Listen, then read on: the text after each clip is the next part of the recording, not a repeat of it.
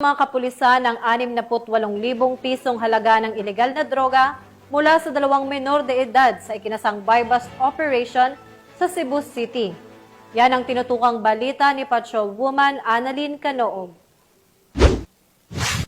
Nasabat ng mga otoridad ang nasa 68K na halaga ng hinihinalang shampoo mula sa 2 menor de edad sa nilunsad na buy-bust operation sa Sitio Bato, Barangay Ermita, Cebu City nitong Miyerkules, 10 ng Setyembre sa taong kasalukuyan. Kinilala ni Police Major Tom Ed Taguy II, Station Commander ng Police Station 5, Cebu City Police Office, ang mga suspect na sina alias Makoy, 17 anyos at alias Arnold, 15 anyos, kapwa residente na nabanggit na lugar. Dako alas 2:20 ng hapon na magsagawa ng buy-bust operation operatiba na kung saan aresto ang mga suspect. Nakuha mula sa kanila ang 9 na pakete ng hinalang shabu na aabot sa 10 gramo at may standard drug price sa 68,000 pesos at buy-bust money. Agad na dinala ang mga suspect sa nasabing himpilan para sa dokumentasyon at tamang disposisyon. Matagumpay pong nakapagsagawa ng buy-bust operation ang ating Station Drug Enforcement Unit sa Sitio Bato, Barangay Ermita, Cebu City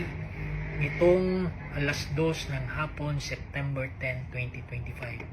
Sa nasabing operasyon ay naaresto ang 2 menor de edad. Muling pinapaalalahanan ng Carbon Police Station 5 ang publiko, lalong-lalo na sa ating nakasasakupan, partikular sa mga kabataan at kanilang mga magulang, na iwasan at labanan ang tukso ng paggamit at pagbebenta ng ipinagbabawal na gamot.